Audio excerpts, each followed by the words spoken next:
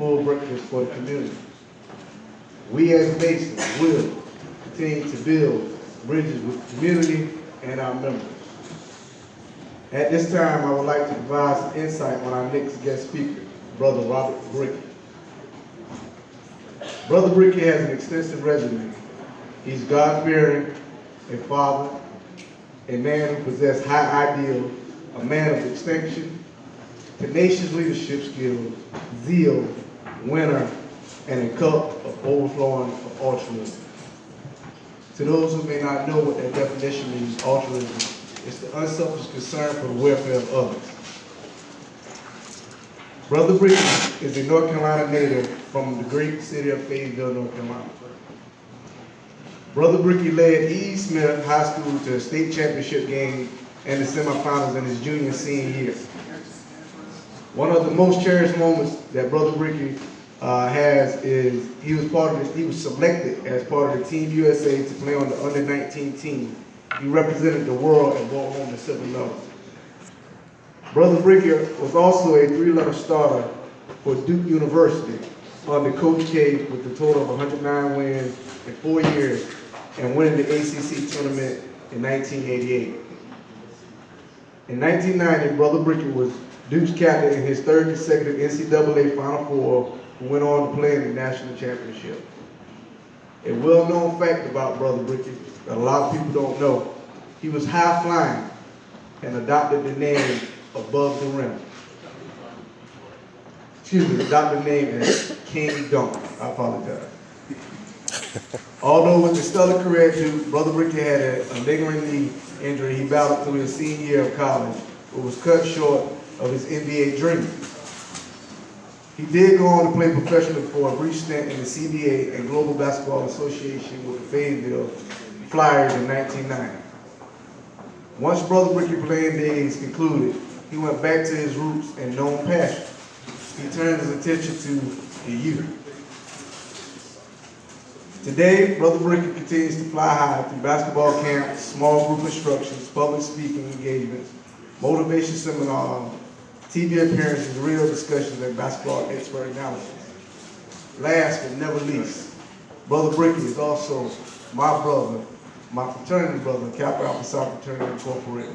At this time, I would like to introduce Brother Robert Brickey as our next guest speaker.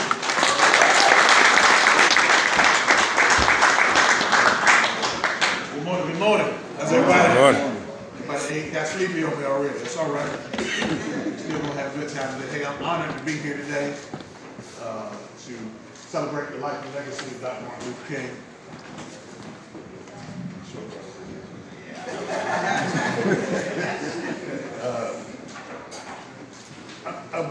As I began to think about his life and legacy, I was thinking about how it relates to where we are today.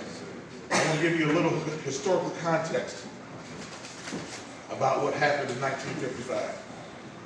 So I began to analyze how they started the movement.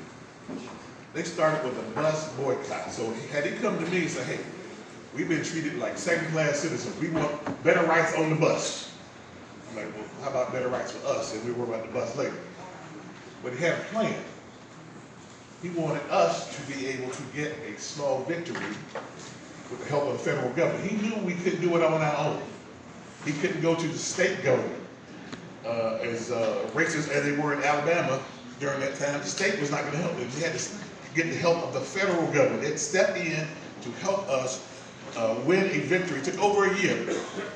Carpooling, marching, walking, joining together, meeting at church, everybody getting on the same page. That's hard to do. But they pulled off a victory a little over a year later, and they passed the act to allow black folks to be able to have better seating on the bus. Bigger picture was civil rights. So that took about 10 years. And they passed an act to allow us to have better civil rights, treat us like the humans that we were. That's all we really wanted. We wanted to be treated like humans. They were calling us everything but children of God, and we were less than a man. So his plan was Civil Rights Act. It passed in about 9 years. In about 10 years, they passed the Voting Rights Act. which was me, I began to look at that, how strategic that was. Because they realized they started had to affect change from the political level. Now, I take those contexts and bring them forward to today. We have to do the same thing. When I take a look at what's going on in our office with number 45, some things ain't right.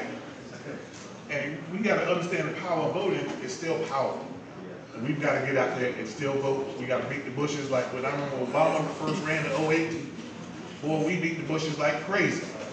And then it came to vote this last election, a lot of people decided not to show up at the poll. So we can't forget the power of voting and the things that our parents and that generation went through to allow us to have those rights. I remember my mother went to Fayetteville State University, which was Fayetteville Teachers College in 1958. And she graduated, and I said, Mama, why'd you go to Fayetteville State? She said, that was my only option. That's the only place I could go. And I began to think about moving forward to my life when I had a chance to go to college. I had other options.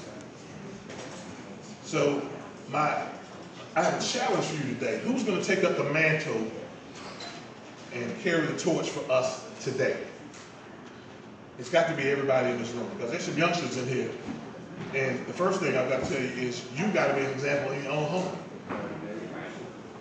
Your children have to look up to you and see something that they want to be. There's something different about my dad. There's something different about my mom. I want to do what they do.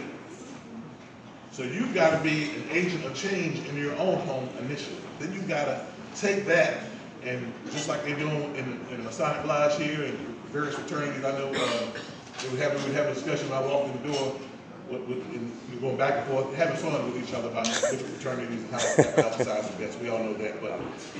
But you know, in my opinion, any fraternity, any organization that makes you a better man or woman is all right with me. And so we've got to take our gifts and abilities outside the home and affect change in our own community, because our community still needs a lot of help. I think sometimes our young folk think that we have arrived already, because they have some options that maybe our parents didn't have, that they think they've arrived, and they haven't. Racism is still very prevalent. It's just changed clothes. It ain't the white hood and the white sheet anymore. It's suits and ties in political offices right now. So we've got to understand the struggle ain't over. The struggle is not over. The last thing I challenge you to do is serve. We talked about a number of things, and Dr. Newby did a great job about talking about how perspective Dr. Martin Luther King shared. We can't forget that every day. We have to serve. We've got to serve our community. We've got to serve one another. We've got to serve manhood. Because when it all boils down to it, we're all people. We all want the same things in life. And we will have those opportunities if we get out and do what we can to affect change. 1 Timothy 4:12 says, let no one despise you for your youth, but set the believer an example in speech, in conduct, in love, in faith, and purity. That's just setting an example. Doing the right thing so that when somebody looks at you, they see that there's something different about you. That's right. And they've got to, young folks have got to be able to look around and say, hey, I want to be like Jack. I want to be like, you know, and I was blessed in my life to have great examples. First of all, my dad was U.S. Army. He was crazy. So he would kick my tail. But you know, I appreciate that. That kept me in line a lot of days. I knew the worst thing you could say to me was, I'm going to call your dad. Lord have mercy. I was like, no, take me to jail, because I'm not going to deal with him today. My mother was an educator for 36 years. So I had great examples in the home. And then I had great examples in school. My teachers, growing up, I was elected to the Hall of Fame down in Cumberland County, and my whole speech was paying tribute to those who helped me along the way. All the way from, I named my teachers always from kindergarten, all the way up to my college coach. And I've had some great examples. My high school coach and my college school coach, I spent a lot more time with those guys. They set great examples for me. And even to this day, when we have an opportunity to talk, they always shared wisdom with me. And I have learned, I just turned 50. I have learned at 50, I still need mentors. Hello. I am 50, I own my own business. Amen. I still need help. I still need direction. I still need guidance. I still need encouragement some days. Because you know what, when you own your own business, nobody cares. You got to get up and encourage yourself. So, I say all these things to say,